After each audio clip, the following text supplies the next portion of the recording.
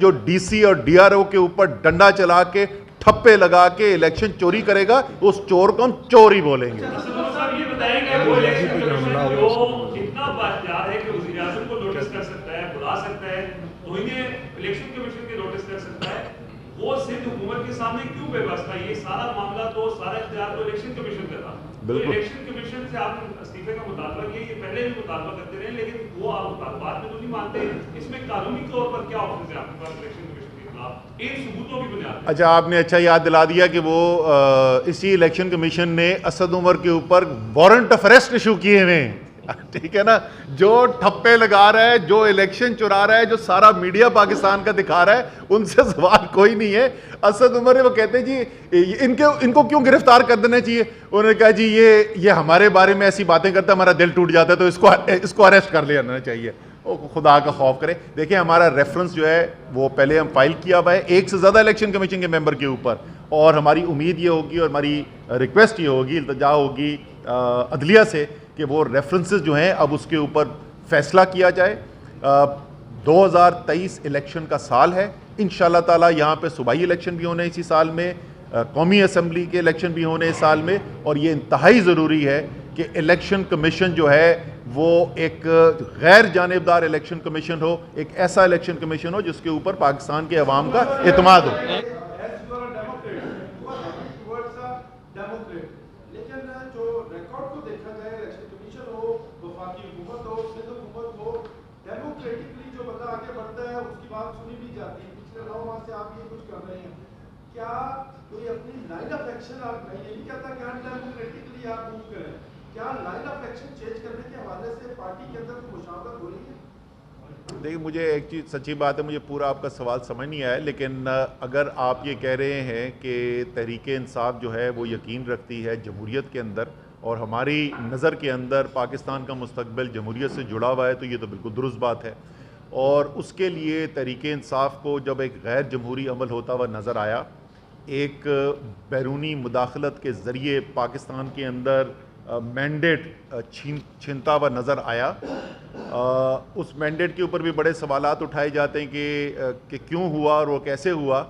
तो एक आपके सवाल से मुझे याद आ गया, अभी मैं आपकी बाकी बात का भी जवाब देता हूँ। फारूक सत्तार ने एक स्टेटमेंट दिया है जिसमें फारूक सत्तार ने कहा है कि ये जो पीपल्स पार्टी जो है वो मुआहदा जो हमारा हुआ था उस मुआहदे के ऊपर अमल नहीं कर रही है। तो मैं सवाल पूछ रहा हूँ और मैं ज़ामिनों से भी सवाल पूछ रहा हूँ। तो मेरा फारूक सत्तार साहब से सवाल है कि फारूक भाई, जब आपने इतनी बात आके कह ही दी है मीडिया के सामने, तो यार ये भी बता दें कौन को कि जामिन कौन थे। हम भी उनसे सवाल पूछ रहे हैं कि भाई MQM से मुआहदे की जो आपने ज़मानत दी थी उसके ऊपर अमल दरामद आप क्यों नहीं करवा रहे हैं। देखिए, हमारी जद्दोजहद जारी रहेगी। जो भी आइन और कानून के अंदर रास्ता दिया हुआ है वो हर रास्ता हमने इस्तेमाल किया है और करते रहेंगे। हमने इलेक्शनों के अंदर भी जाकर ये साबित किया, 75% से ज़्यादा कौमी असम्बली, सूबाई असम्बली की सीटें तहरीक इंसाफ जीतती रही है। पाकिस्तान की तारीख के सबसे बड़े जलसे किए इमरान खान साहब ने, 2 लॉन्ग मार्चेस की, हमने रैलीज निकाली, हमने vote of confidence Punjab assembly में लेकर दिखाया। अभी देखें अगली बारी शायद कौमी असम्बली की वोट ऑफ नो कॉन्फिडेंस की आने वाली है। तो हम जो भी जमहूरियत के अंदर हमारे रास्ता मौजूद है, हम हर रास्ता इस्तेमाल करते रहेंगे कि पाकिस्तान एक हकीकी तौर पे एक जमहूरी मुल्क बने। ये बताइएगा कि आपने इलेक्शन के नतीजे तो मुस्तरद कर दिए, क्या आप मेयर और डिप्टी मेयर के इलेक्शन में हिस्सा लेंगे? नहीं, 40 सीटों के साथ? नहीं, ये जरा तफसील से बता दीजिएगा। और दूसरा, हम बिल्कुल इसके लिए उम्मीदवार नहीं है किसी सीट के लिए इस कराची के इलेक्शन में।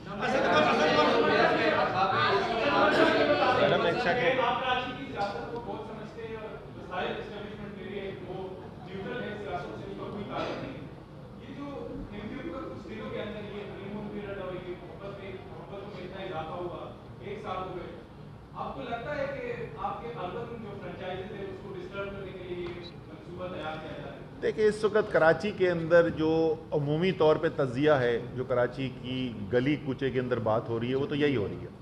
क्योंकि इसके अंदर भी अगर आप देखें PSP कैसे लॉन्च की गई थी, कौन कराची में क्या समझते हैं लोग कि किसने लॉन्च की थी PSP? क्या खुद एक सियासी जमात बन गई थी?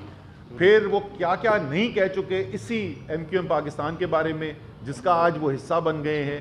तो कराची वालों को ये नहीं लगता कि ये हो रहा है, कराची वालों को ये लग रहा है कि ये करवाया जा रहा है। और अगर करवाया जा रहा है तो फिर एक ही मकसद नज़र आता है कि इमरान खान का जो खौफ है और इमरान खान की बढ़ती हुई जो मकबूलियत है उसको किस तरीके से रोका जा सके।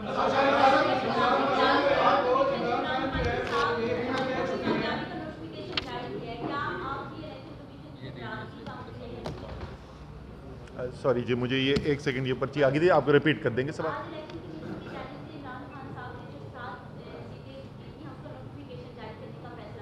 जी जी, ये यहाँ तक बात आनी नहीं चाहिए थी, तो नोटिफिकेशन आज से 1 महीना 2 महीने पहले इशू हो जाना चाहिए था। वो 2 महीने के बाद लेट इशू किया।